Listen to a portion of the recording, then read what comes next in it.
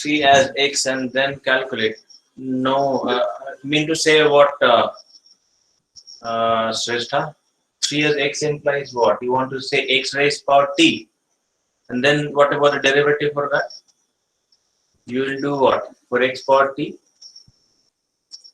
Oh, Saptarshi was asking. Sorry. What about this then? If you just take 3 as x and then calculate what?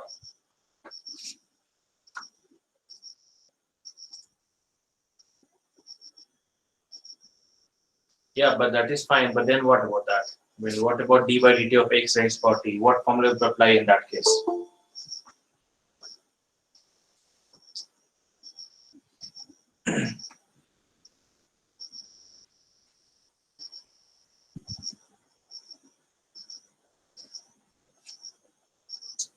The chain rule.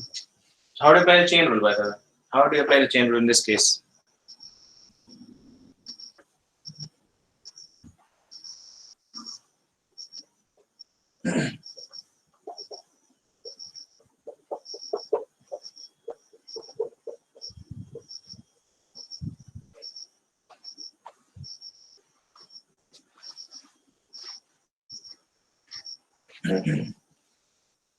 No, it won't work actually, because in this case, x is not a variable, x is just a constant. Okay, so you cannot, for example, do dx by dt because that will be just 0 actually.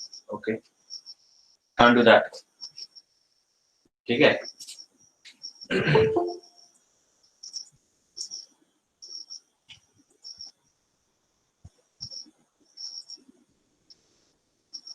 And that is what I am saying. Dx by dt is 0 because x is a constant. X is, you just put x equal to 3.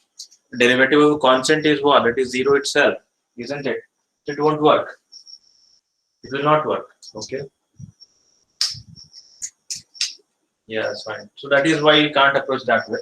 You can either use it from the fundamental principles, that definition of derivative itself, or you might do it what I just did right now. Okay. Okay. Apart from here, anything else? Anyone? Before I move ahead. No, it seems everyone is okay with whatever we have so far. Meanwhile, as I was saying, I will just put in the group some set of questions for vectors. Actually, I'll just put that in the group. Just a moment. Somebody has come. Yeah, just put it. You can do it later on. It's not like you have to do it now. Okay, I've just, so that I might not forget. Okay, that's I have bad tendency to forget things up. So I just put it now so that there's no chance of my forgetting over there. Okay. This is just little PDF. It'll take a couple of moments for a moment. It has to be downloads. Yes.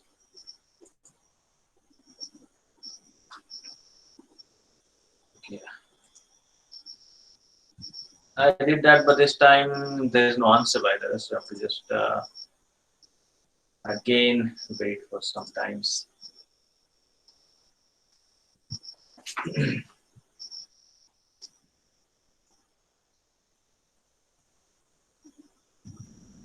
Okay, fine, got it.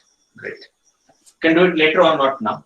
For the moment, we just look at how exactly vectors are useful in physics over there. You see, just wait again. Process for the question you asked. Which question you asked, by the way? That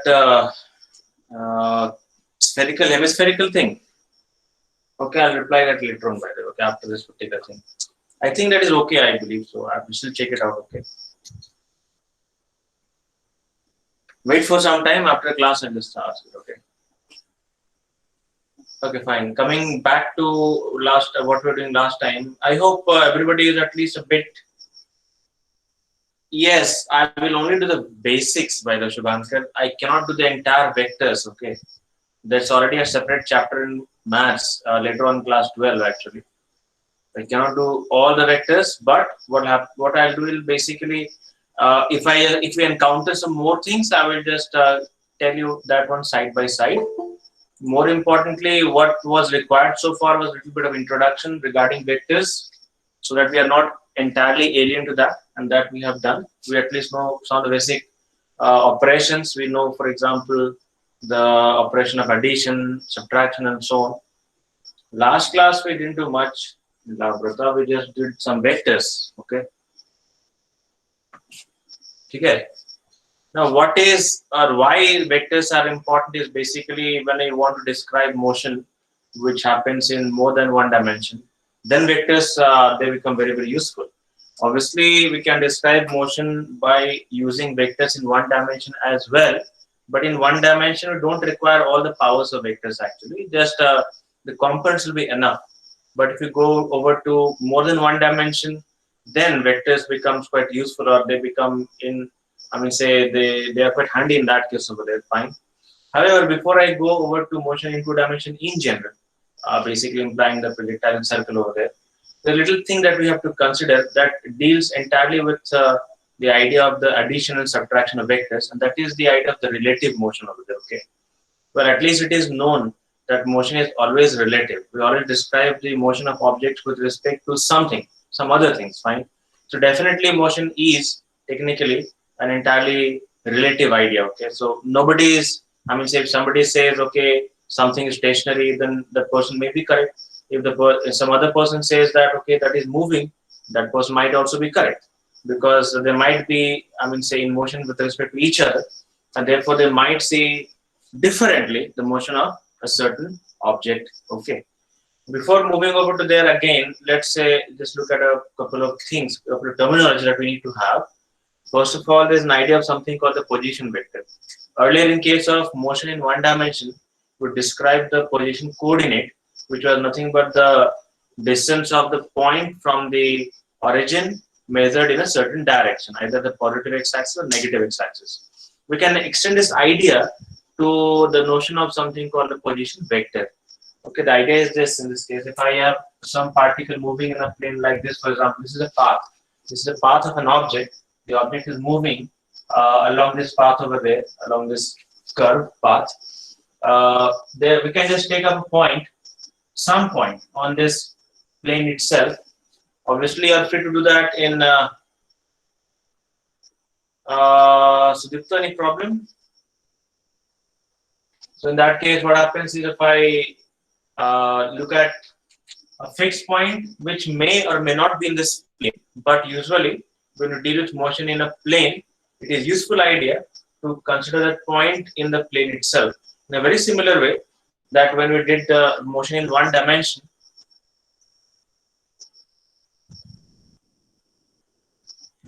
so you don't need to worry about that. Okay, you do not have to worry about how many seats I have or no. In any case, not all people are going to come at the same time. Okay, they are coming in different groups. Anyway, that is not your headache, so do not worry much. Fine. Okay.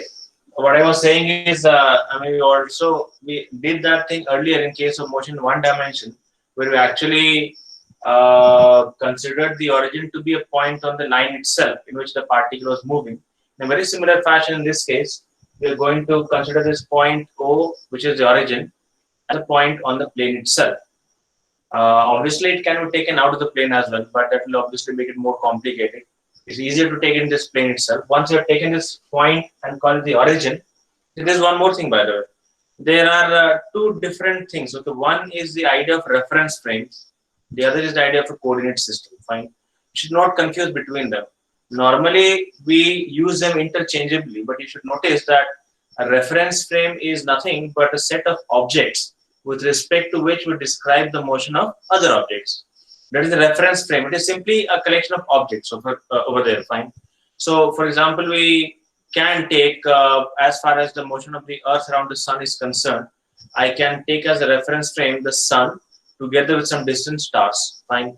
That can be taken as a reference frame.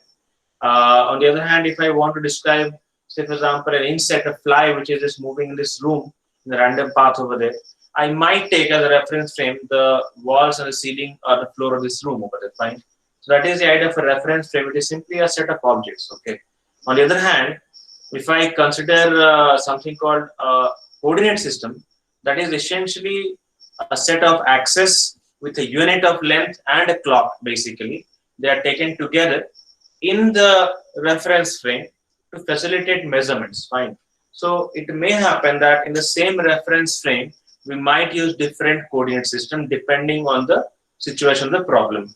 If I have, for example, we might have, for example, the Cartesian coordinates, which is nothing but the rectangular coordinates that we have, or you might have an oblique coordinate system as well, or you might have a polar coordinate system as well.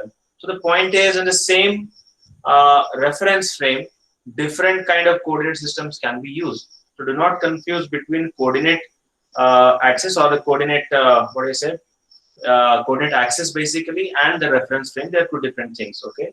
In the same reference frame, we can come up with more than one coordinate system.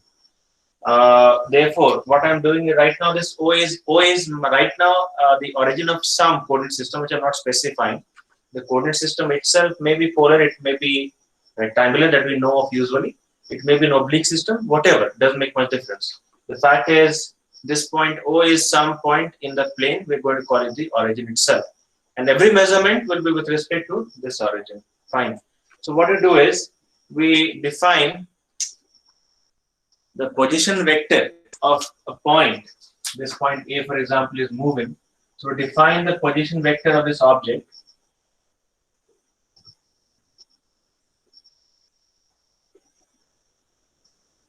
as a vector which joins the origin to that particular point, which is right now the instantaneous location of the object. And usually call this position vector and denote it by R, vector R. Okay, this is R with an arrow on top of it, so that becomes a position vector. That's the R vector, which is a position vector, which is describing the instantaneous position of that particular point A with respect to the origin. Now it's quite obvious in this case that as the particle A moves along this path, the vector is going to change. Isn't it? It's going to change in general in magnitude and direction both. In this case, for example, it will become this way, this way, and so on, which implies the position vector is going to change as the object moves, which means therefore that this particular position vector R will usually depend on the time. Okay, so we could write down in this case that we can indicate by writing that R is in fact a function of time t. This way we can write it down, and that indicates that we have written down that R, the position vector, depends on the time parameter, the time over there. Fine. Now, in a very similar that we have defined earlier the quantities for the case of motion in one dimension, even now we could define the displacement of the object. Displacement is simply the shortest path, or you can say the displacement is simply the difference between the final vector and the initial vector. If because R is changing with respect to time, we suppose that at some initial point of time, this is a position vector, and after some time, say this is at a particular moment, which I'm going to call as t itself. So right now, this one is R at this particular moment t. Let's call this as R at t. This is a location at this moment or this instant, which is characterized by the time instant t. Now, as time passes by, the object moves. Let us say that after time t, after time interval of delta t. Delta t is the time interval. The object has gone over here. This is a new location of the object, and this has happened during a time interval delta t. Delta t is a time interval. This becomes therefore the position vector R at t plus delta t. Or you could say this is a final position vector, that is the initial position vector. You might call this as, for example, R1 vector, which is the initial one, and this becomes R2 vector, which is the final vector. So the position vector has changed from the initial position vector R1 to R2. Okay. If I just consider the displacement, it is simply the difference between the final and the initial vector. So the displacement vector is going to be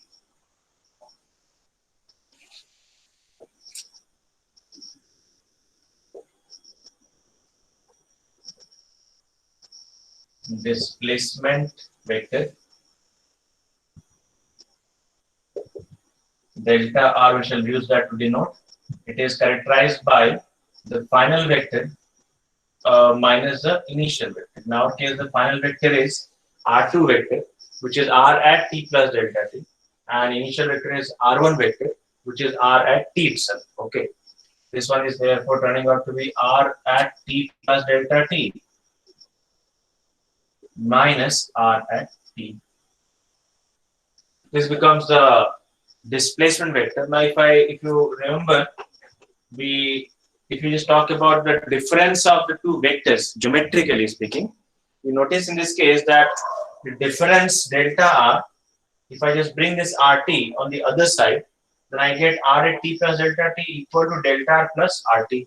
I just bring this rt on this side, or I can just see from here itself. R2 will become, I just take this minus r on this side becomes plus r1. So I get r1 plus delta, which is quite obvious because the final the position whatever is going to be the initial position plus the displacement, which implies therefore that the displacement must be in this case this particular vector, this one over here.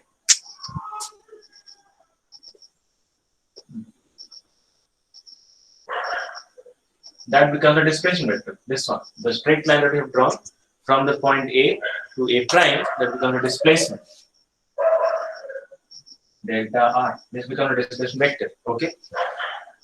We could see in this case that the displacement vector is definitely not the same as the distance between them. It's quite obvious in this case because the path is curved.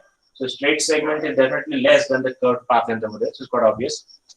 Now, if I just divide this displacement vector by the corresponding time interval is how much? It's delta t, isn't it? During the time interval delta t, it has gone from this point to this point. So if I divide the displacement vector by the corresponding time interval, I get the average velocity. This is the notion of the average velocity. The average velocity vector will be therefore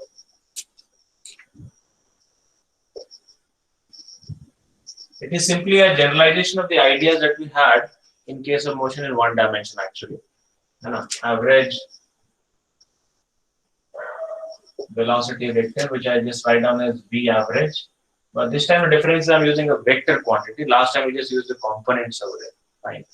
The V average is going to be nothing but a displacement by the corresponding time interval. That becomes a displacement by the time interval is average velocity, which implies in this diagram, for example, the direction of the average velocity. By the way, should one more remember one thing, more thing over there. If you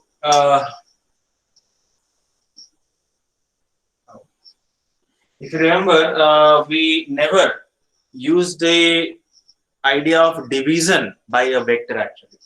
We cannot divide by vectors. Okay, a vector can be divided by another scalar, but a vector cannot be divided by another vector actually, or a scalar cannot be divided by another vector. So in effect, we can't divide vectors. Keep that in mind. Okay, vectors division we cannot divide by vectors. We can definitely divide a vector quantity by a scalar, but not a vector. So in this case, you notice that the delta t over here is in fact a positive time interval. So this is a positive scalar number, but delta r over there, this in fact is a displacement which is a vector quantity.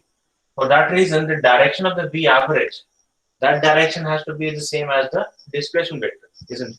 Therefore, direction of the average velocity is same as the displacement vector. You see, this average velocity is therefore not a very useful notion of the motion. It's not a very nice indicator of the motion because it might have happened that during the same time interval, this particle may have gone a different path like this, for example, a different path resulting in the same displacement during the same time interval, in which case the average velocity will be the same. But quite obviously the motion is not the same. That is why this average velocity is not a very good indicator of motion. So what we would like to do in this case is to come up with something called the instantaneous velocity in a very similar way that we define for the motion in one dimension. We would like to we like to define the instantaneous velocity vector. Okay. Now that can be done in this case by considering, as usual, the limiting situation of this ratio as delta t tends towards 0. We would like to consider what happens to the limiting value of the average velocity as delta t tends to 0. So as delta t becomes small and small, I would like to see what happens with average velocity. Fine. So we notice in this case that keeping the initial moment fixed, I keep the initial moment fixed over there and keep on changing or keep on reducing the time interval. Accordingly, this final vector will keep on changing as well. For example, for this given delta t that we have, this is a displacement. Now, if I allow, again start the particle from here, but this time allow to move for a little less time. So we reduce delta t. If I reduce delta t, it may happen that the particle actually ends up over there. During that delta t time interval, it doesn't go over here, but rather over there. So that this will become then the final vector. So that the displacement now is going to be like this. In which case the average velocity will also be in the same direction. Right? Now further smaller, if I just make delta t much further smaller, again start from the point A, and again I mean say make it a bit lesser, smaller. So what will happen then is that we shall end up getting over here the displacement to be less as well. Video stopped. Can't see you. Interesting. Has it stopped for everyone? Okay. Oh, it was momentarily, I believe. Okay. Yes, maybe it was just a glitch over there. Sudden drop in the network. Anyway, okay. I was saying therefore that as we keep on reducing delta t, what I notice is the displacement vector is basically the displacement vector is going to cannot understand the last part. Okay. What I was saying in this case is I start by considering delta t to be whatever time I've taken initially, during which time the particle goes from here to here. So displacement is this vector. So if I divide the displacement by the time interval, I get the average velocity for that duration. Next, because I wanted in this case, what I'm looking for is the idea of the instantaneous velocity vector, the instantaneous or instantaneous.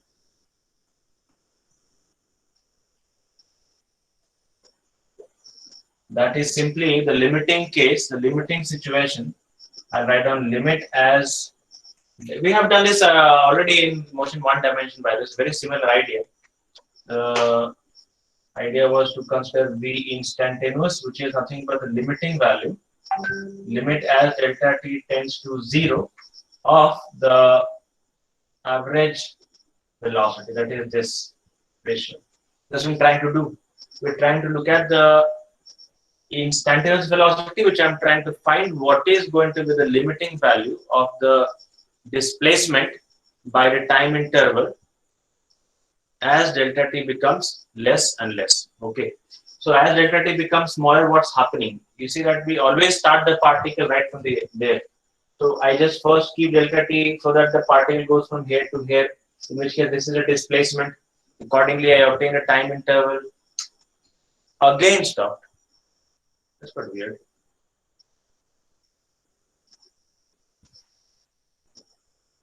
Has it stopped for everyone, by the way? No, sir. Fine for me. Okay, that's quite weird.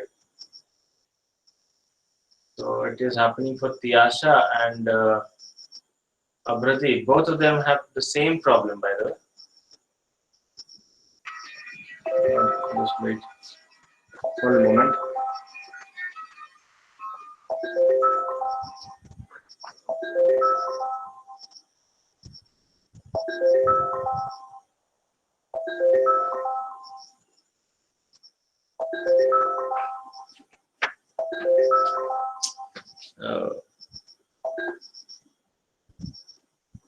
There was a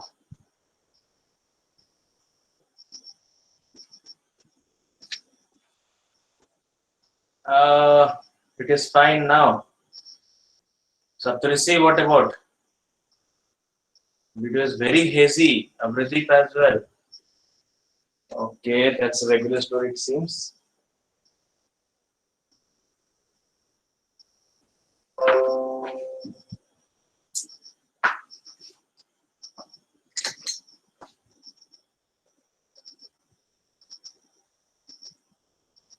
what is saying Onik, but the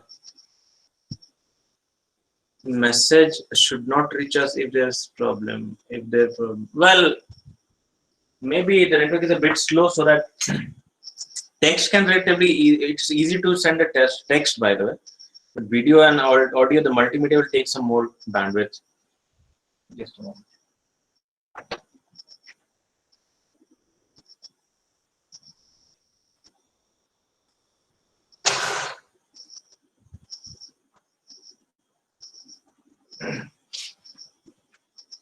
Anyway, I say, if you wait for a couple of moments, it'll be okay by the way.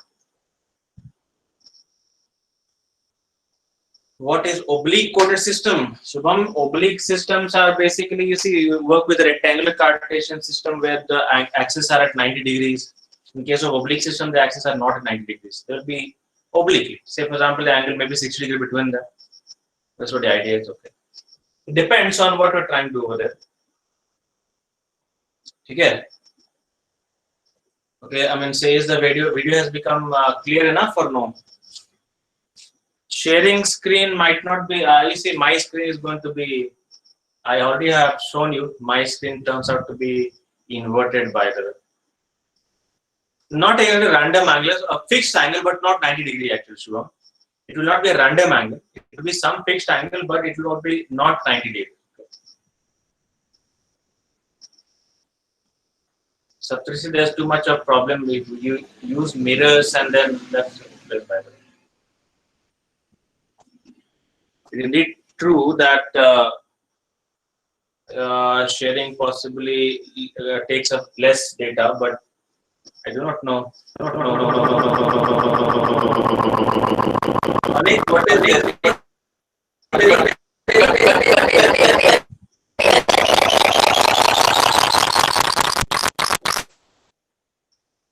My voice actually, Onik was trying to share, and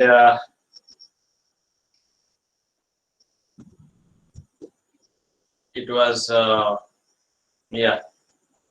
I was not saying anything by the way, but Onik was the one who was playing this DJ over there. Fine. Onik, what happened? You were trying to present the screen, you know that? So I tried to present this window, this Chrome tab, but how the noise came? Because Type of noise. possibly it was getting a loop actually. Okay. My voice coming from your end, which was getting picked up by a microphone, maybe from this end, but something might happen by that. I do not know. So, but my microphone was off. Well, I do not know. Then might be why it happened. It just have to be the network exactly the way it has been. So the screen was in a loop, but how the I microphone? have no idea what happened exactly. Well, anyway, it works in a very complicated manner. It seems so. It is right now. There's no point in kind of diagonizing that over there. We shall better look at this instantaneous velocity. Okay, Shvankar. So see, get what I was saying? I was just trying to make the time interval smaller, and each time interval I try to figure out a displacement and then the ratio of displacement by the time interval.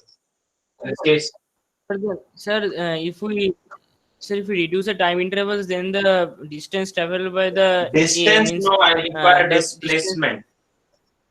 Distance will Yes, also sir, decrease, the displacement you will be also. but displacement is the one which I'm interested in right now. The displacement vector actually. In this case, initially this was the displacement. Then I reduce the time interval so the particles only go from here to here. Then the displacement is becoming this. Then if I take further smaller, the displacement becoming this. Further smaller, maybe over here.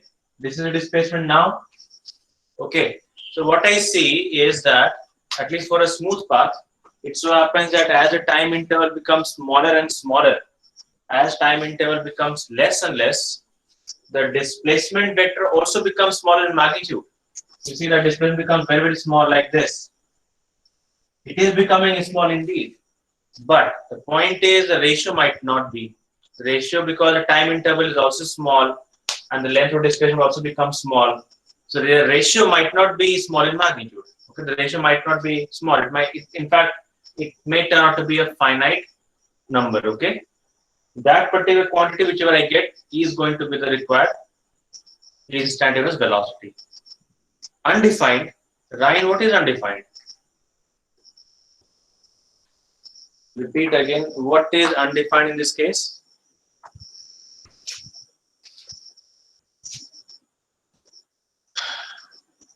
Limiting value is not undefined. Okay, A is actually, okay, Shubhankar, A is actually the initial position of the object. Okay, A is the initial position of the object. Object was here initially. The limiting value is not undefined, right? The limiting value is a finite number. What is undefined is division by 0. I cannot put delta t equal to 0. Okay, we all discussed this earlier in motion one dimension. Already did that. We cannot put delta t equal to 0, but I can put delta t as small a number as I wish, very close to 0, but not 0. That's the point is. Okay, we cannot put delta t equal to 0. I can put delta t as close to 0 as you can make it, by the way, but you can't put it to be 0. In that limiting situation, when this delta t has become very small, whatever the displacement is, dividing by the time interval, that is the idea of the instantaneous velocity. So what happened is that basically, this is, if you remember, this was also the definition of the corresponding derivatives as well. Derivative was exactly the same. We defined this earlier in case of motion one dimension. There I drew a graph over there. In this case, there is no graph. There is a path of the object over there. In this case, according to the ratio, dr or delta r by delta t, as delta t tends to 0, that will be written simply down as dr by dt. That is what it becomes. The ratio of dr and dt is what I get, and that becomes the definition of the instantaneous velocity. The difference between this and the dx by dt is the fact that dx by dt x has no direction. It's just a scalar, a plus or a minus. In this case, dr has a direction. Fine. Dr is a very small displacement. You can think of dr as a very tiny displacement actually. Fine. You can see it from a diagram that as delta t becomes small and small, the displacement actually tends to be along the tangent itself. It is so small that this point has become very close to this point A. When the delta t has become very small, this point will have moved very close to the point A, isn't it? In which case, the direction of the displacement will be practically along the tangent line itself. Okay, so that is the reason why the velocity vector has to be always tangent to the path. The velocity vector therefore turns out to be like this. This is the direction for the instantaneous velocity vector, V. It always is correct that the instantaneous velocity vector will be tangent to the path, always. Is it fine? That happens because of the fact that the displacement in such a tiny duration of time interval is practically along the curve itself. Effectively, it means that if I just take delta t to be a very small number, in effect, the particle hasn't got enough time to move. So that this tiny path over here, it almost seems like a straight line actually. In this case, examples can't be given. There I have given example by Shubhankar. This is example diagram that we have given. The direction cannot be shown by given example because everything you do will be coming up to something like this. I can show it by given example by differentiating, for example, by looking at the coordinates. Yeah, hold on a moment. We shall deal with that. Okay, but at least the ideas must be clear enough. First thing that we notice is that the average velocity is simply the displacement vector by the time interval. The instantaneous velocity, on the other hand, is dr by dt, so derivative of r with respect to time. Yes, Ishant, we can differentiate a vector. It depends exactly how we do that. If I am able to represent a vector in the corresponding component, in that case, we can differentiate the individual components. So if I could write down, for example, the position vector as xi cap plus yj cap, in that case, I can differentiate dr by dt is nothing but dx by dt I cap plus dy by dt I cap. The point is that the derivative is in fact a linear operator, isn't it? It operates linearly. So that implies that if I differentiate a sum of two quantities, the result is simply the corresponding derivative of the, sum of the corresponding derivatives actually. So it will hold. For example, if I'm able to write down, no, this is a vector by the way, not the magnitude. In the Laplace, keep it in mind. This one is the derivative of the vector itself. dr is a vector, not the magnitude by the way. You should be careful regarding that. Okay? In fact, we could show that they're not same thing. Just a moment, and then I'll come back to that one. If I consider, for example, that r is, if I'm able to write down, you know that a vector can be written down in the component form. I can write down the vector along the x-axis and the y-axis. So any vector, obviously, if I choose suitable coordinate system, I will be able to write down. Yes, the vector is the components of r vector can be written down. Say, for example, that I get this to be xi cap plus yj cap. X and y depend on t. Ij are fixed vectors. I cap and j cap are fixed vectors. But x and y depend on time. Maybe that we have a coordinate system which is something like this. For example, there's a x-axis, that is a y-axis. So I can always take this vector down over here, and I end up getting the components of this vector r. So I can get that. So suppose that we have obtained somehow the components of vector r, and that is xi cap plus yj cap. This is the component form of the vector r. So if I wanted in this case the instantaneous velocity, by definition going to be dr by dt. But the point is, because derivative is a linear operator, and for that reason I can simply break the derivative onto the two components. So this I can write down as d by dt of xi cap plus yj cap, and this I could write down as d by dt of xi cap plus d by dt of yj cap. That is, I could do that. But I cap and j cap are fixed vectors by the way. I cap and j cap never change. They do not depend on time, isn't it? I cap and j cap, they are independent of time over there. So as far as the derivative is concerned with respect to time, I cap and j cap behave like a constant quantities. So any constant can be pulled out of the derivative. Therefore, I can pull this I cap outside the derivative, and I end up getting I cap or dx by dt only, dx by dt into I cap plus dy by dt into j cap. But dx by dt is what? The rate of change of x. So I could write down the x velocity, or vx. I could write down that as vx I cap plus vy j cap. That becomes in this case vx I cap plus vy j cap, which therefore gives the velocity components.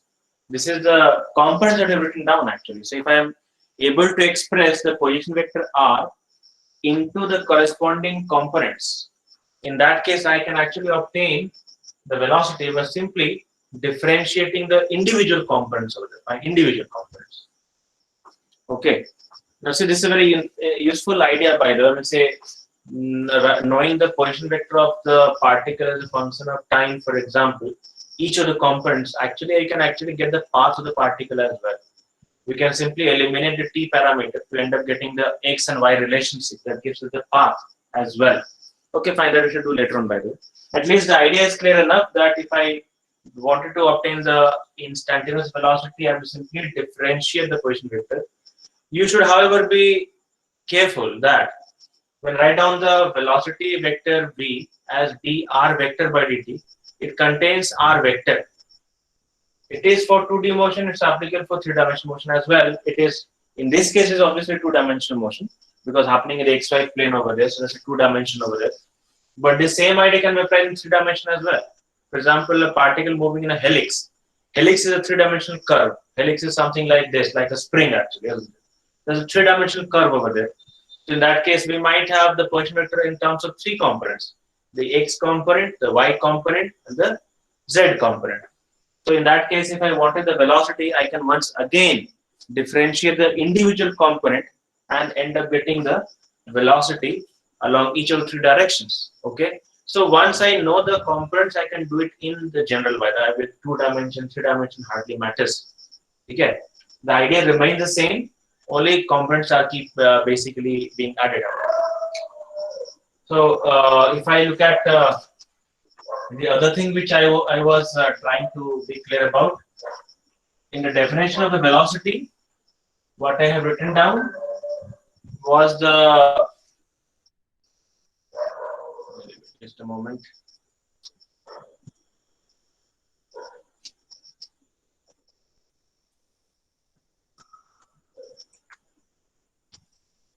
By the definition of velocity that we have given, you should remember that the velocity was dr by dt. And in general, by the way, just one moment. If I consider the magnitude of the velocity, the modulus of the velocity is what the speed is actually, always. The modulus of the velocity vector is called the speed. That is always correct. For the lack of symbol, we can simply write down this one as v itself. V is the speed, while this is v vector is the velocity. And the modulus of the velocity vector is the speed, and because by definition is the modulus of a vector quantity, it cannot be negative. So speed is never negative, that we know as well. Fine. Now, if we just consider and look at this mod v vector, by the way, this is in fact same thing as mod of dr by dt, isn't it? If you're not able to break a vector into its component and how to differentiate vector, then it becomes a bit difficult, Anushka. In that case, you'll have to do it more geometrically. However, it is always, I may say, it can be done always. But I would say there is not a single instance where it cannot resolve a vector into corresponding components. Okay, it can always be done. It may be complicated, but it can be done. Okay. In many cases, we can simplify our task by choosing different coordinate systems. But nevertheless, you can always break up vector into corresponding components. But if you do not want to do that, in many instances, in many cases, yes, coordinates are given, that's easy. But in many cases, we can actually geometrically do that. Okay? Geometrically differentiate the thing.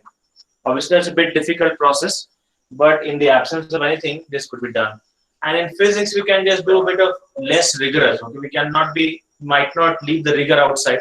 And we can just think of a displacement as we can just always think of a dr as a very small displacement. Technically, it's not, but we can think of dr vector as a small displacement itself. That solves many problems actually. Okay, so you'll see later on that we can, in many cases, we can actually differentiate a vector in a geometrical fashion without actually breaking components over it. Okay. Oh, Arunahu was the one who was asking. Sorry, my eyesight seems to be getting bad. Anyway, that was a valid question. Now, I was saying in this case earlier, Nilabrata asked that whether we have to take the magnitude of r vector over there. It is not so bad. We need not have to. This one actually deals with the mod of dr vector, not the magnitude. Okay. Notice in this case that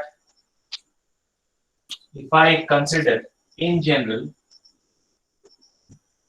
this one, you see there is no need of dt in mod. Yes, we can break, right? We can break always the velocity vectors, any kind of vectors into components. That it can be always be done actually.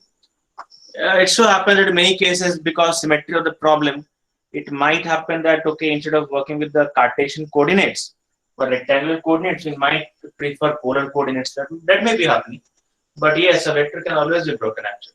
It's just like finding a shadow, by the way, so that you just shine light on the vector in the proper direction. That's all. Okay. Okay, let me just finish this thing and then we can just take up an example. Over here, the fact is, if you look at dr by dt, dt is always a positive quantity actually. So there is no need of taking that in mod. So in general, if I wanted to consider, in general, you should remember that dr by dt inside mod is not always equal to d of mod r by dt. This is not always okay. Matlab dr by dt. It's not the same thing. We already write down the mod of a vector by r. Can't get my voice. Okay, people are finding it a trouble, seems. Not able to, not audible. We wait for some time, it becomes clear enough.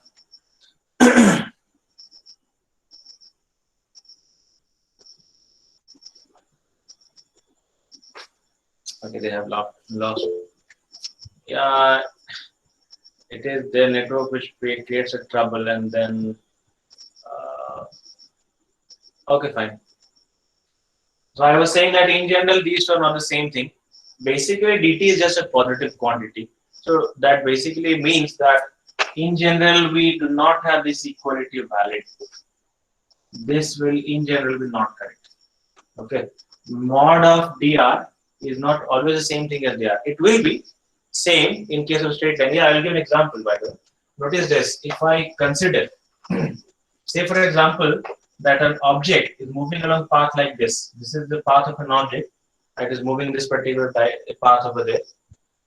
So what happens is, let's say that at some point the object was over here. There was the object present initially. So this becomes the position vector r, and and it just goes this way in a very short duration of time. It just goes along the path because the displacement is tangent to the path over there. This is therefore the dr vector. Okay, I will say this. Let's name it by the way. O. This was A, and the displacement is AB. AB is the displacement. So I'm going to call AB as dr vector essentially. In this diagram, for example, vector AB that represents dr vector. Okay. Now, if you just look carefully in the diagram, first of all, what is the meaning of this? dr actually implies the increment in the length of r. R is the length. R is the length of r vector. D implies a change. So this one says change in r vector. Change in r vector is this. It just goes from here to there. There's a change in r vector. So r vector is going to be, I mean, the final r vector is like this. This is the final position vector. That is therefore, this is therefore the change. This is dr vector. This bit over here. Okay, that's a dr vector. Fine. O is the origin, A is the position vector r by the way. A is the current location of the particle as usual. I said the particle is moving as there's some particle which is moving along this path over there. So at some moment of time it was over here, A, and then after some time it goes over there at B. So AB represents in this case the displacement of the particle, isn't it? AB is a displacement. Fine. Which implies if I look at the length AB, length of segment AB, this portion, that is nothing but the mod of dr. So that implies length AB actually. Therefore, AB is in fact mod of dr. Because we have. Fine. Now let's slightly magnify the picture over there. You notice that this one is actually r is the length of the vector. So dr actually means, if I look at the right side, this one, it in fact means the incremental length of r vector. So by what amount r is increased in length, that's what I'm asking actually. Fine. Now in that case, what I do is, in this diagram, what I do is I just take up a compass, for example. I draw a circle centered at the point O, and having radius equal to OA, with OA as the radius and OA as the center, we draw a circle. The circle I have just drawn, which has a radius equal to OA, and the center is the point O. Then what happens? Then in this case, the intersection I'm going to get over there, this point over here, this one. That is the intersection point. I think that's visible, or might draw a bigger diagram over there. Let us see. We just draw a big diagram. This is r vector. That is a displacement which I'm exaggerating right now. It's an exaggerated diagram. I'm drawing a big diagram over there. Fine. This one is A, that is O. This is the point B. The displacement is AB vector. Now I said in this case it is almost right angle. That's a bit bad. I'll draw it a bit differently. I don't want right angle, otherwise we'll not be able to see anything.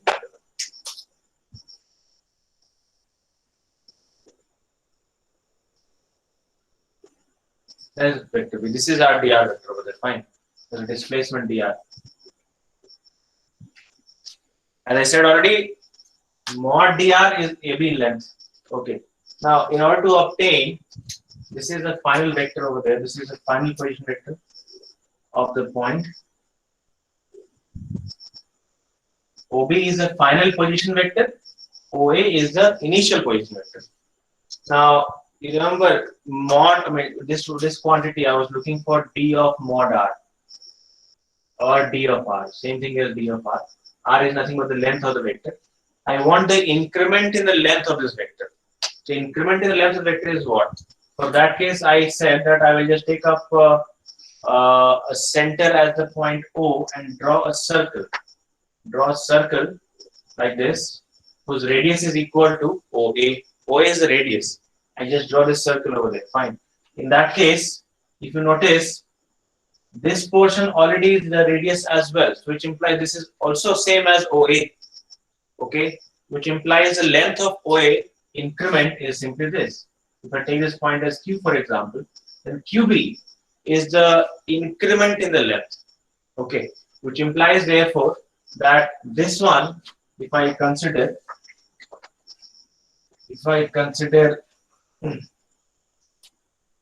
therefore D of mod R is nothing but QB.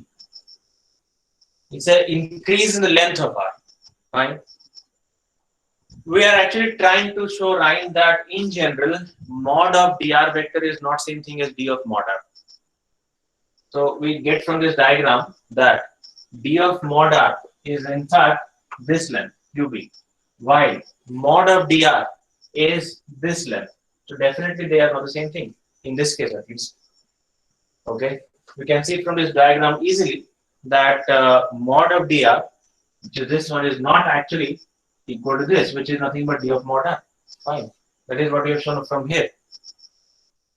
In fact, we can just do a bit of thing by the way. We can just consider that you can see that mod of dr actually is same thing as root of this square plus this square roughly, because this arc is so small that I can treat practically as a straight line. This arc over there is such a small arc that we can think of it almost like a straight line, and therefore we can think of this as perpendicular like this. I can think of it that way. It only happen in the limiting situation, only happen when things become very, very, very small. It will not happen for finite bigger vectors over there. Okay, if this was, for example, sufficiently large vectors, then it won't be perpendicular, but it can be thought of that way. Okay. Anyway, at least we have shown in this case that could not get the feel of D mod R. Well, D of mod R is what? D implies change. Mod R is the length of R vector. So asking us what is the change in the length of R vector. Initially, the length R vector was this much in length, OA. Now it has become like this one. So I need to find the difference of the length between them. So for that case, what I've done, I've drawn a circle centered at the point O, radius equal to OA, that is the radius. And because this intersects at this point, quite obviously this becomes also the radius, which implies what? The extra part over here has to be an increment, isn't it? That is why in this case, the extra portion we have, that is the increase in length. So as a simple, I think this is geometrically much more clear enough in this case. Fine. So in general, therefore, you have to keep in mind that mod of dr vector is not same as D of mod R vector. They are different things, and therefore, mod of the velocity is not same as the speed itself. Okay, because that fact happens that mod v vector is not always the speed. Oh, sorry, what I'm saying by the way. That's always same as the speed, but mod v vector is not same as dr by dt actually. Okay. So in general, mod v is not same thing as D of mod R by dt. That's what I'm saying actually. In general, mod of v vector is not the same as dr by dt. It is definitely same thing as, it will be same as mod of dr vector by dt, but it is not same thing as d of r without the mod by dt. Be careful, okay? Vectors can create quite a lot of problem if you do not give attention to this direction actually, because vectors have two things. They have the magnitude, they have a direction as well. Therefore, even if the direction changes, yet the velocity, things can change. In fact, an example that happens is circular motion. In circular motion, for example, uniform circular motion, the speed does not changes. The speed does not changes, and yet there is an acceleration because the direction of the velocity changes actually. And the rate of change of velocity vector is the acceleration. So even if the velocity does not change in magnitude, it might change in sign, direction. And it does that, even then there will be an acceleration. Okay? Okay. Okay, let's take an example which will possibly clarify all these things by the way.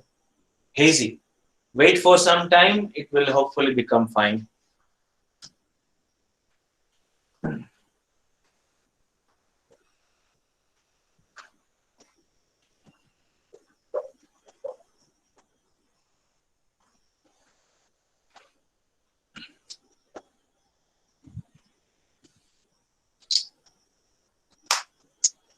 Suppose that a particle is moving along a circular path. Remember, we don't have to apply anything regarding circular kinematics. I'm just saying the path is circular.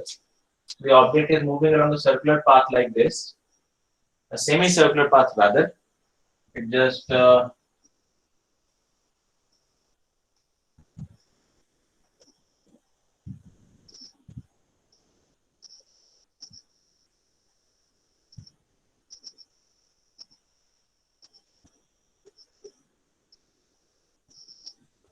this particle is moving along a semicircular path. Starts from the point A. It may be full circle, doesn't matter by the way. It may be a full circle, we don't care, we just are interested in the other half of the motion. We are just interested in the upper part of the circle. Fine. So let's say the object is moving, say there's a bead which can slide along a frictionless circular wire. Okay, think of it like that way. So it is moving along this circle. The radius of the circle is capital R.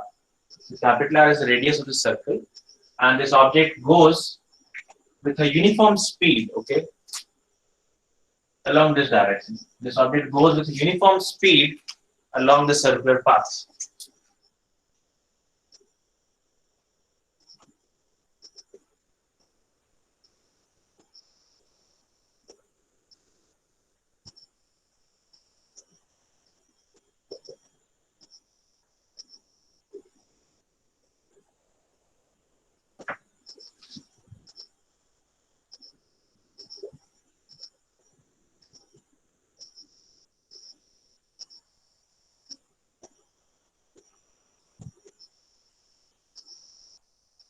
This.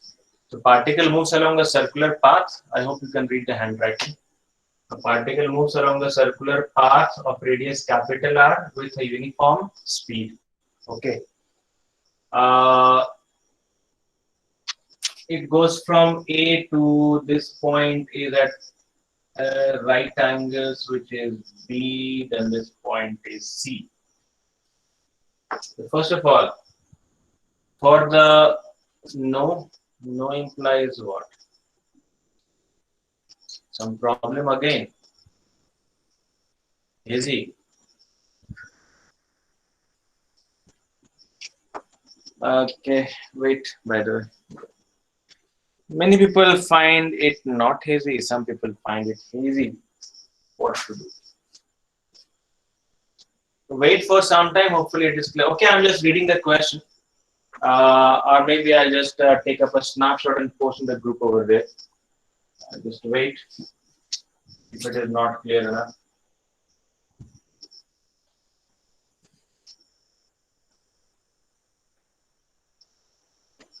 Okay, fine. I'm just repeating the question I said in this case, that a particle moves along the circular path of radius capital R with uniform speed, which I'm going to call as V. V, or should I give numerical value by the way? Should I give numbers or you can just handle with symbols? No, so numerical value is not required.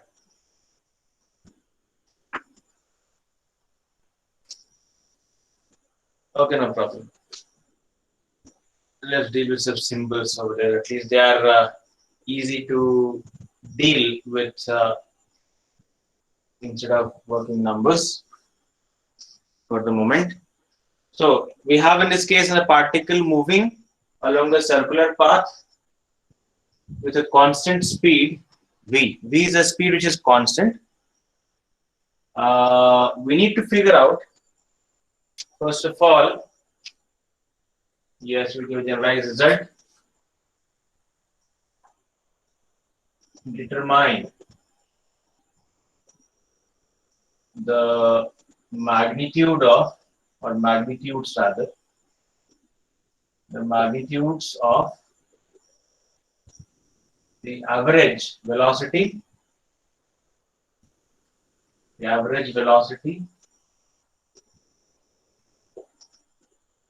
and the average acceleration.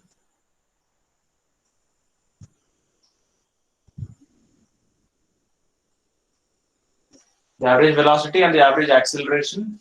As usual, you see that I did not define the acceleration, but yet the idea is pretty same. The point is that if I wanted the average acceleration, it will be simply the change in velocity by the time interval. Remember that the average acceleration, I just write down in this case, the average acceleration, which is defined as a average, is nothing but the change in the velocity by the corresponding time interval. Remember, it is a change. The direction of the acceleration is not along the velocity vector. It is actually along the change in the velocity vector. Okay. But anyway, we have to figure out the magnitude. We just find the magnitudes over there. That is what we have to do. Magnitude of the average velocity, the average acceleration as the particle goes from, as the object goes from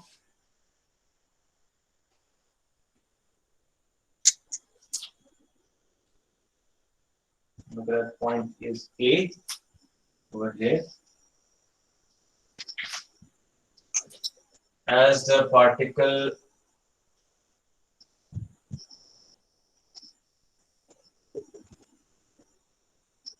goes from first A to C and second A to B.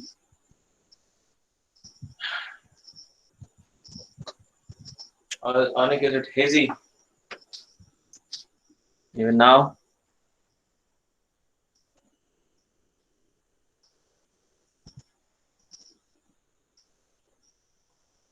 Are things clear enough?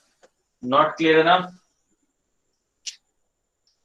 Okay, let me just send a picture. The speed in this case is v.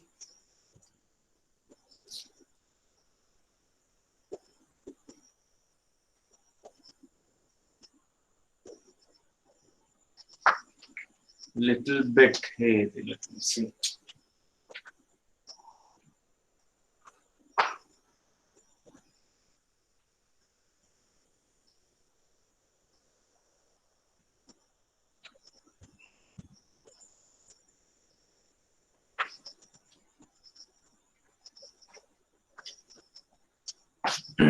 Average. Let's see. I'll just put a picture so you might verify. Okay.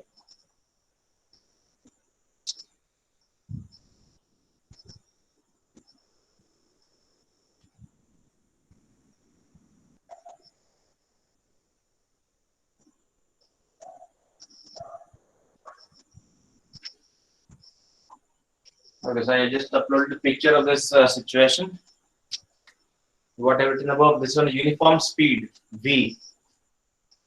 If you can, okay, Anushka, what is written in bracket A equal to? Now check the WhatsApp group. I have sent it by the way. The question says determine the magnitudes of the average velocity and the average acceleration.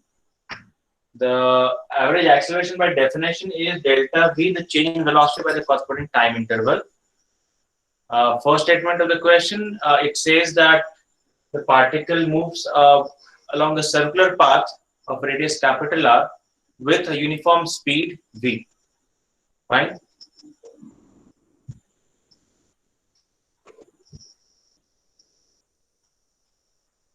Average hazy. It moves a uniform speed v along a circular path. We have to find out the magnitudes of the, well, find the time around. Oh, you just look at the path. The time is not given, but the speed and the distances are known. You will find a time. Will the average velocity be 2v by pi? 2v by pi for which one, by the way? Nishant? Sir, the first one. A to C. The distance is how much? Pi r by v. I assume so. Okay, that's fine.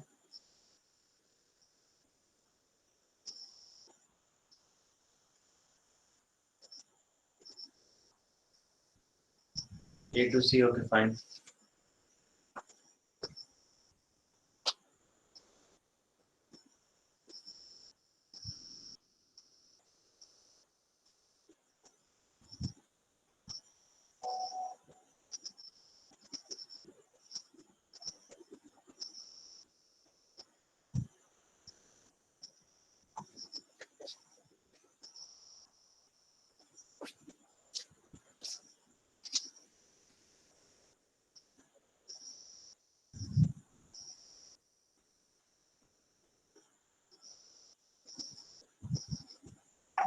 The velocity, no, speed is given actually. Speed is given. Speed of the particle is given. Speed is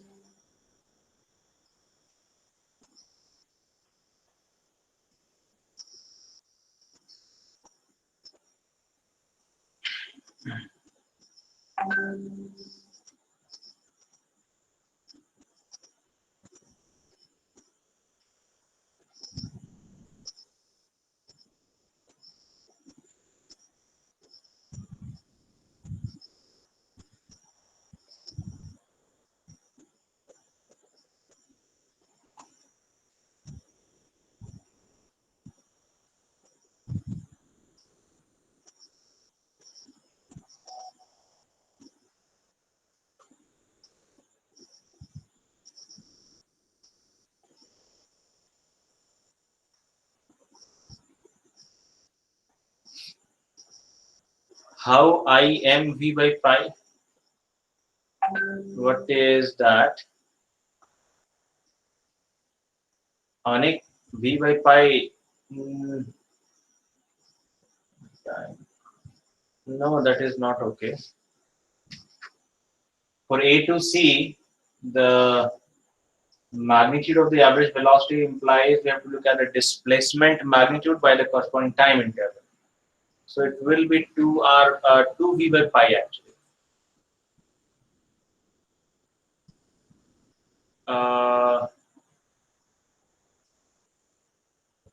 No, that is not correct. On A to C, the average is not v.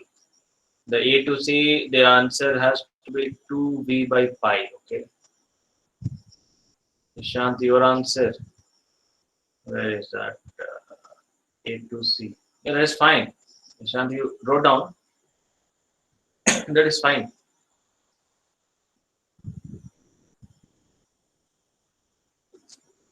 A to B.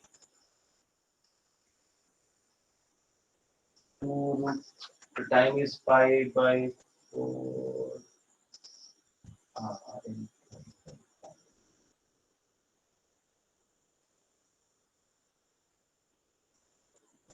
This time seems a little bit problem. No. A to B, the path length is root 2r. We get root 2r by time. The time is going to be pi by 4r upon v. The slight mistake, it seems. 2 root 2 by pi. Everyone getting that? Which is going to be? We have in this case root 2r. divided by the time. Time is going to be pi r by 4. Oh, sorry, pi by 2. Yeah, that's fine. Sorry, I made a mistake. Yes, it's correct by the way. 2 root 2 by. That is fine. That is fine. The average acceleration for A to C will be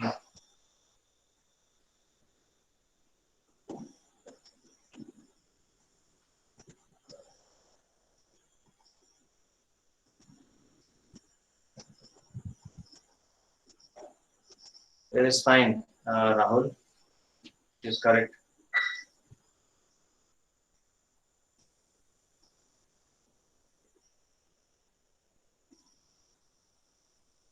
What about the other people? Have you done that? Akash,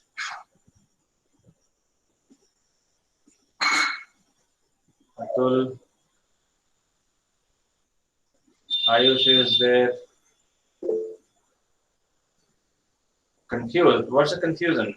The definition says the average acceleration. It's actually average acceleration.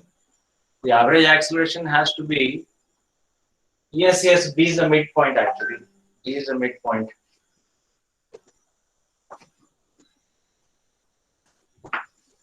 B is midpoint. That's fine.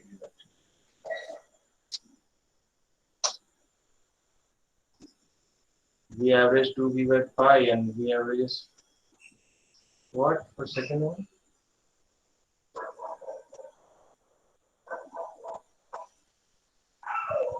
4 root 2 by pi. No, it will be actually 2 root 2 by pi line.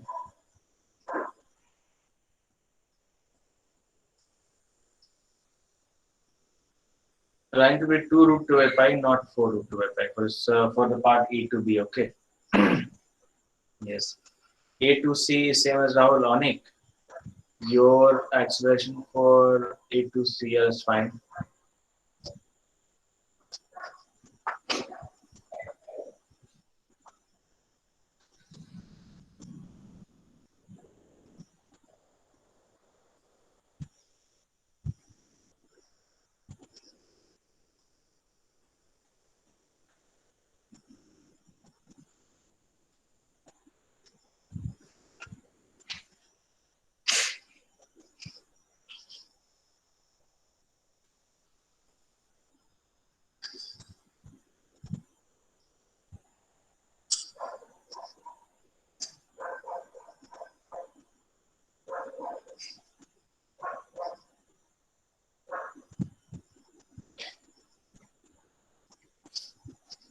Root 2 pi by. You're talking about what? The velocity or the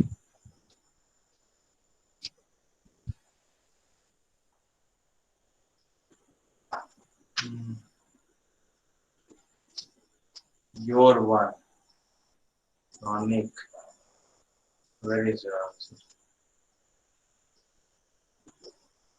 It's okay, but where's the answer on it? Written same as Rahul. Then it obviously is correct because Rahul has got for A to C. Okay. Yeah, that is fine. That is fine.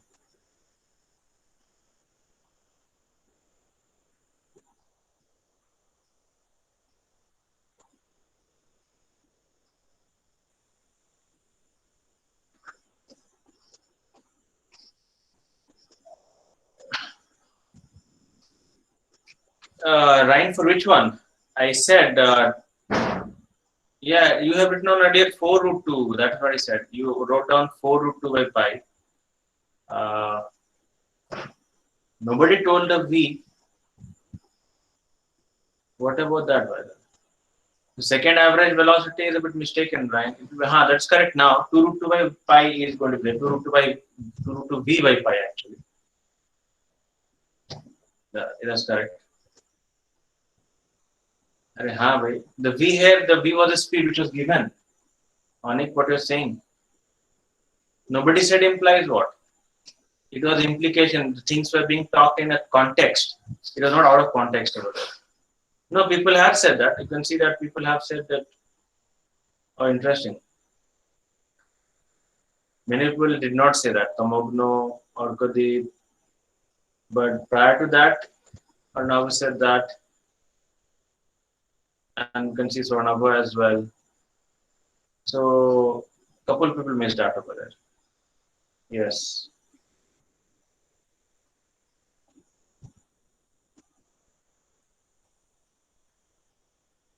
Okay, no problem. It is fine.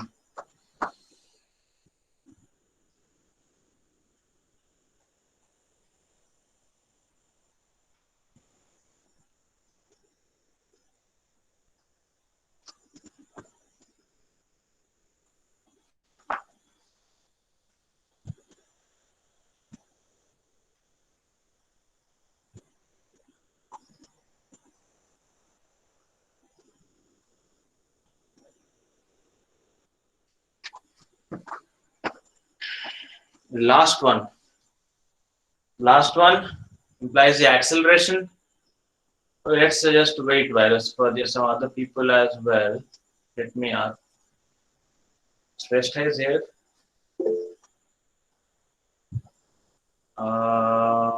Swastik, you have done that, Shrestha. No, it won't be. Can you do it? I can definitely do it, Shubhankar.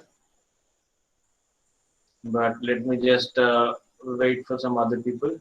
Atul, have you done that? Hello, sir. Ah, Sir, for the A to C part, so the acceleration is 2v square by pi r. A to C. Yes, sir. 2v square by pi r. Yeah, that is correct. 2 by pi into v square by r. Okay, sir. Okay, everybody seems to be confused about the acceleration. Okay. That is for which part, Anik? A to B. Yeah, at least the coefficient will be same as the velocity part actually. Anushka, what about you? Have got it? Got the answers?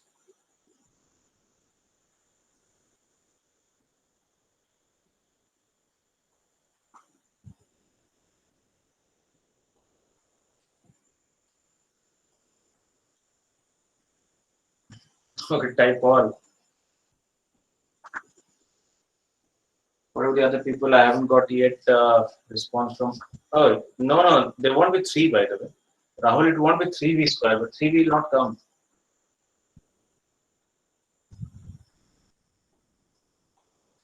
Can't solve the acceleration part. Just apply the definition.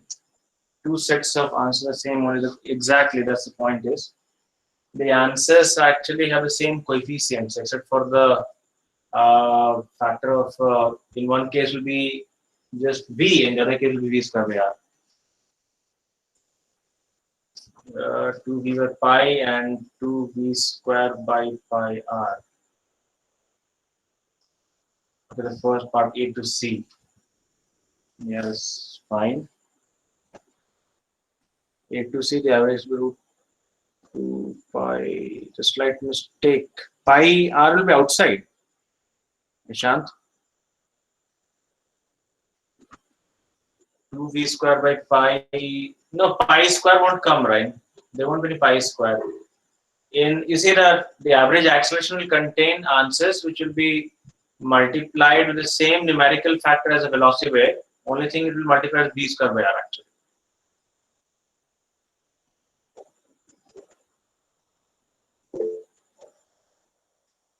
Okay, no problem. Let us see. The expression creates a bit of trouble, it seems.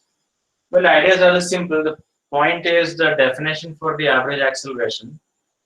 2 root 2 pi and 2 root 2 r. Ronavo. A to b 2 root 2 b square by pi r and A to c 2 b square by pi r. Yeah, that's fine. That's correct actually. Ronavo. And second one implies A to 4 root 2 by, no, that's not correct either. Fine. So 2 root 2, yeah, that's fine. That will be correct. A to B, that's fine. You see that the numerical coefficients of the average velocity and the average acceleration will be same actually. What will change is the multiplying factor. In the case of velocity, will be simply V. Arunago, V is missing. Okay, I overlooked it seems. Arunago, where is Arunago's V? No, it is not missing. Where is V missing by the way? On it, it is fine.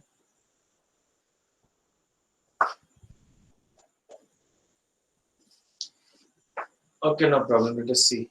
The idea is, you see, the fact is that the average acceleration by definition is the change in velocity by the time interval.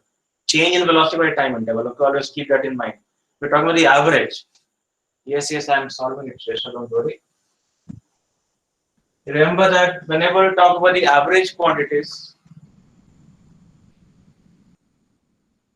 you wrote down Arunabo on it. What is the trouble? Yes, Anushka has missed V, but I said already. In this case,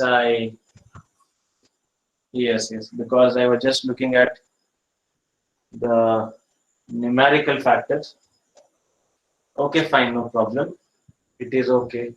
In the copy, she might have done correctly. What you have drawn is center of the circle. Oh, this one was showing a right angle actually. That was I am showing the 90 degrees. Okay. You see, the point is the average acceleration is by definition the change in velocity by the time interval. Change in velocity. That's what I want. Before that, you notice in this case the speed is given to be v, because it's just you see the speed is always distance by time. That part is correct. Or conversely, the speed is a constant.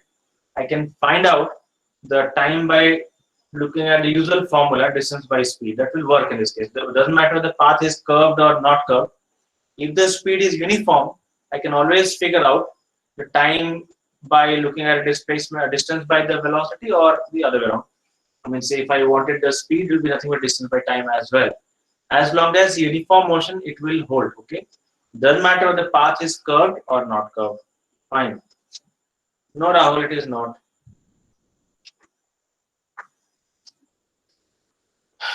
And by the way, Onik is in my name. There is a H. Okay, fine, Anushka, leave it. Okay. Do not get much sentimental. He overlooked that part as well. Yes. Just a moment.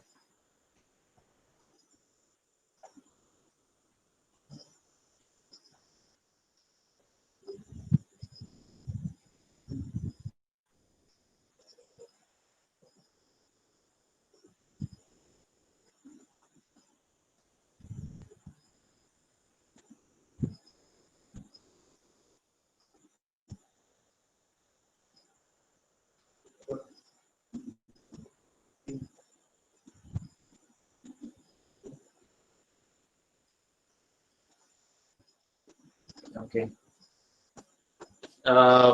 If I consider in this case the definition of the average velocity, average acceleration, first of all, the average acceleration I said already is nothing but change in velocity. I need to therefore figure out the change in velocity. Okay, now velocity in this case is a vector quantity, so we'll have to find out vectorically what is the change. Fine. For that case, we need to remind that, for example, velocity everybody has done by the way. I did not do the average velocity, should I do that? Okay, let's do that by the way. Say for A to C, I'll figure out both of them. A to C. First of all, I find a time. The time for A to C. Time for A to C will be how much? Because A to C is a semicircle of radius r, the distance traveled is pi into r. Pi into r is the distance traveled. And the speed is nothing but v. So time is becoming distance by speed, which is this. That becomes the speed. That becomes the time taken from A to C. Now, if I want in this case the magnitude of the average velocity, I require I need in this case the displacement. Displacement is what? It is the shortest path. In this case, displacement from this point A to this point C is simply the straight path. This is the displacement. For A to C, the displacement is simply the straight line from A to C, this one, which implies it is simply diameter. So if I look at the magnitude of the displacement, that is simply the diameter, which is nothing but 2r, divided by the time interval TAC. That becomes therefore the required. We can simplify it up because TAC is pi r by v. I get in this case 2 v by pi. So the average velocity turns out to be in magnitude 2v by pi. Next part I want the average acceleration. And for that case, I require a change in the velocity. Find the change. What about the change? Change is always the final value minus the initial one. Now, initial, you see that I just now said a bit earlier that the velocity vector is always a tangent to the path. Fine, tangent. So initial velocity vector, if I consider, the initial velocity vector is over here. That is the initial velocity vector. This becomes the initial velocity vector tangent to the path and tangent to the circle. And if I want the final velocity vector, the initial velocity vector, what about the final one? The final velocity vector is going to be this way, that is pointing downwards. There is the final velocity vector. The length will be same because speed is a constant. They are equal in length, but direction is flipped. This is the final velocity vector. The modulus of the velocity vectors are identical. No video. Oh, that's pretty bad. Wait for some times. Has it come back? Not understood. What is the problem, Shubhankar? I've been repeating. So the last Yeah. part here, so that, at the arrows you have drawn, the factor Yeah, you have drawn at A and C. Which direction the object is moving? This way.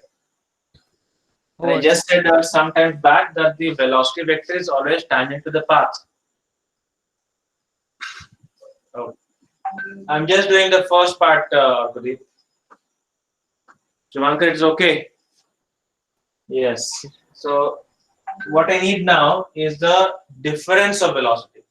Difference implies I require delta V. Delta V is by definition V final minus V initial.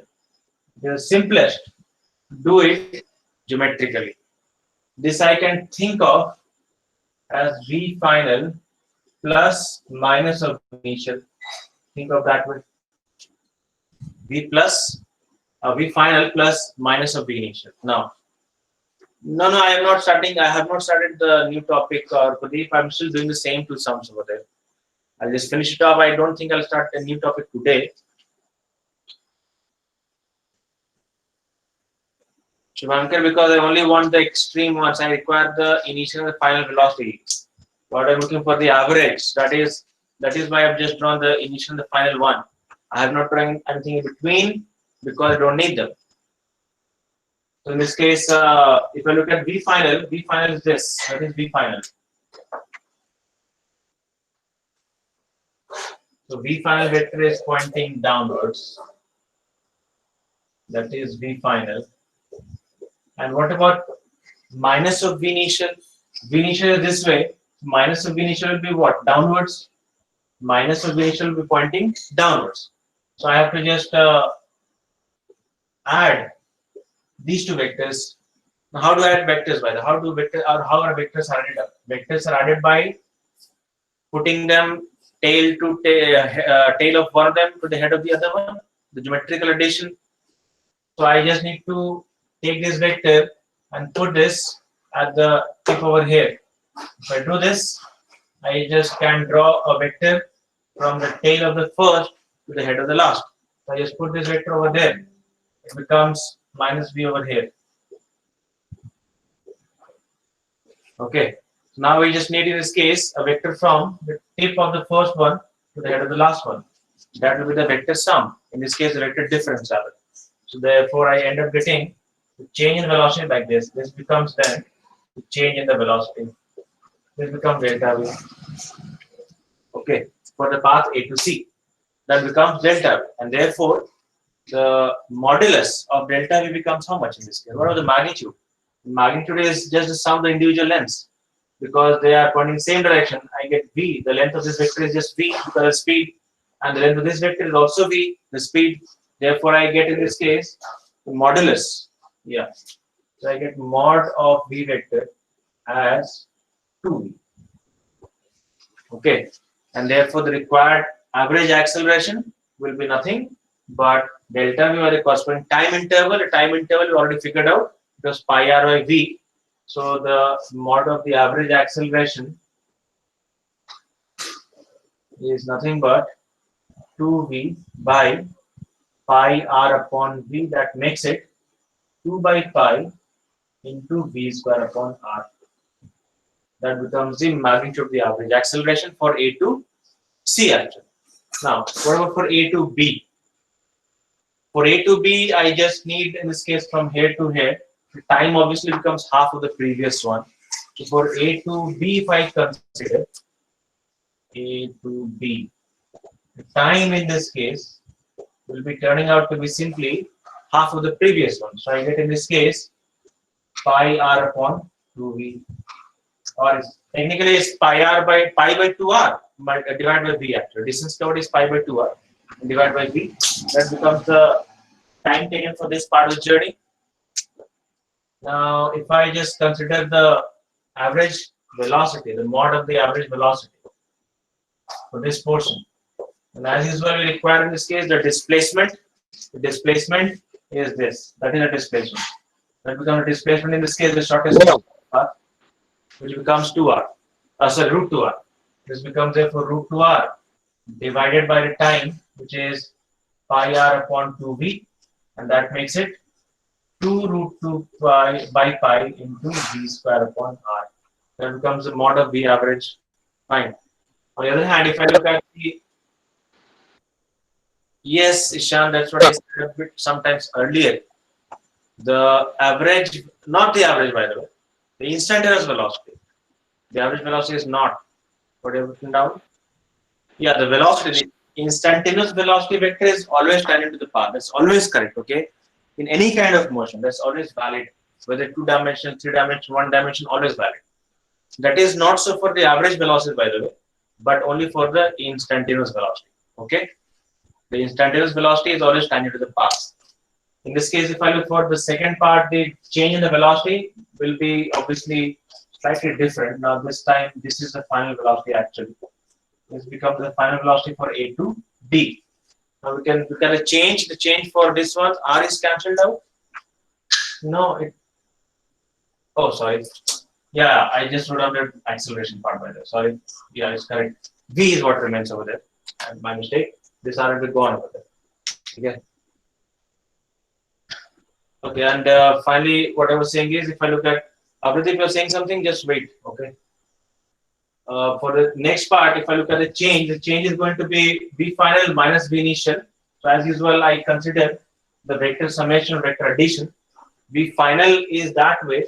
Negative of V final, V initial will be this way. So I have to add V final that way, and minus V initial, which is can be done like this. This is minus of V initial.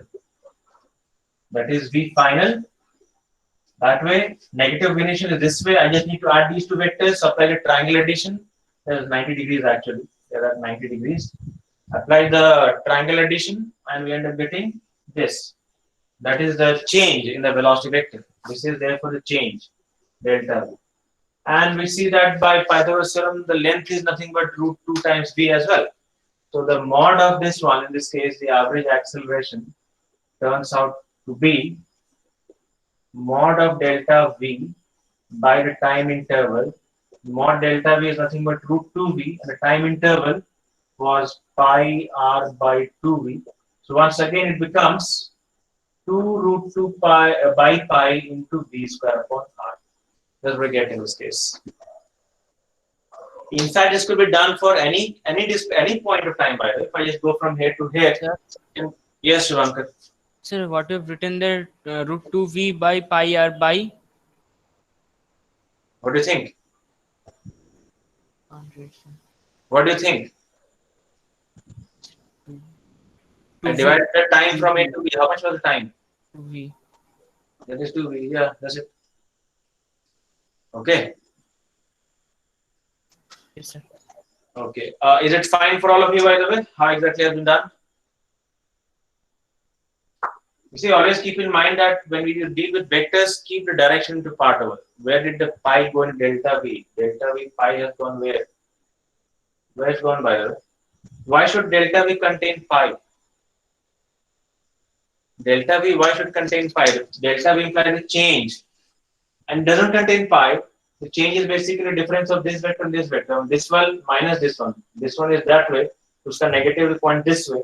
So I just look at the sum of these two. So it's going to be root 2 times the length of any one of the vectors, which is nothing but b itself. Okay? Net pack has exhausted. Okay, no problem. Lost the connection. Well, Rahul, I have just figured out the difference in the velocity. We look at the velocity change. The velocity change is v final minus of v initial. V initial was pointing that way, so minus v initial point this way. I just have added them up, and that gives us this one as the difference or change in the velocity vector, which is simply root 2v in magnitude. So I just wrote down root 2v over here divided by the time interval to get the required average acceleration. Okay, fine. In that case, no problem. I'm going to finish now over this. Okay, don't worry. By the way, it will be interesting exercise if you can figure out in the same question the average acceleration and the average velocity. By the way, if you can figure out what happens, for instance, that the object when it goes from the point A to another point, let us call the other point over here as B right now, because everywhere B have rubbed over there. So this one has gone from A to B, where this angle is theta. Okay, for this particular path A to B, where the angle is characterized by theta, I can therefore do it for the general situation. I can just change theta and I can get the required result. Fine. So in this case, A to B is a motion from A to B along the circle. Everything remains the same. It just travels with a constant speed, and the radius is r. We need to find the same thing. We need to figure out the magnitude of the average velocity and the average acceleration for the displacement or the movement from A to B. Okay, that will be homework, by the way. Okay, just do it and send it to or just upload in the group over there. Fine. The average velocity and average acceleration in magnitude. We need to figure out the average velocity and theta radians, quite obviously. I'm not talking degrees, by the way. If in fact nowadays whenever I write an angle, you think of radians. In fact, if I meant a degree, I will specifically write a degree. Okay. Otherwise, it will be always radian. Okay. It is fine. That will be homework, and just do it and repeat. I said find the magnitude of the average velocity and the average acceleration for the situation when the particle goes from A to B, where angle A, O being the center, is nothing but theta itself. Okay. For this particular displacement or this particular movement, figure out the magnitude of the average velocity and the average acceleration. Is it okay?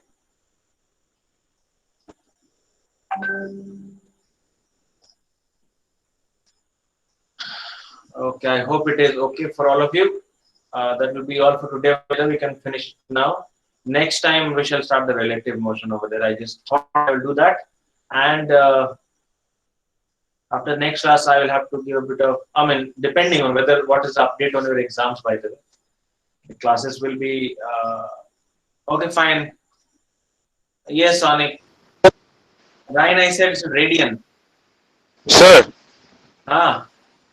Sir, is the answer of the V average is V into root over of 2r square minus 2r square cos theta divided by r theta? What? Sir, is the answer V into under root of 2 r square minus 2 r square cos theta divided by r theta? You can simplify it.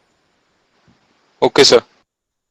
It'll be nothing but yeah. This displacement is quite easy to figure out. By the way, just draw a perpendicular half angle r sin theta by 2, double of that. So we get 2 r sin theta by 2 divided by the time. Time will be nothing but r theta by v actually. Okay. It was actually correct if you simplify it yourself. Yeah, it will be fine. That is fine. That is fine, Ishant. Okay. You missed. Oh no, r is cancelled. Okay, that's fine. V, you can write down as v into sin theta by 2 upon theta by 2 actually. Okay. I will send you one more question by the way, but later on. Okay, fine, Nonik, I just saw that. So we shall see what happens over there. Nowadays, you can obviously always see the WhatsApp group. Okay, I'll send you one more question, but later on, I will say in the WhatsApp. Now you can just leave if you wish. I mean, the class at least is officially over there.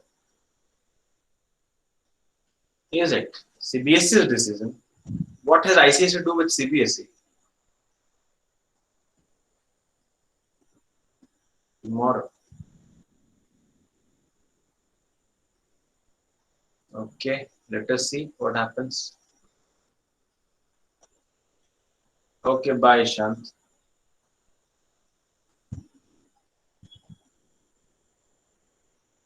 What for the exams? I will also give a holiday for 2 weeks, by the way. Starting this week, we will have a class on Wednesday and Thursday, and then I'll just also give a leave for the people who are appearing in their exams.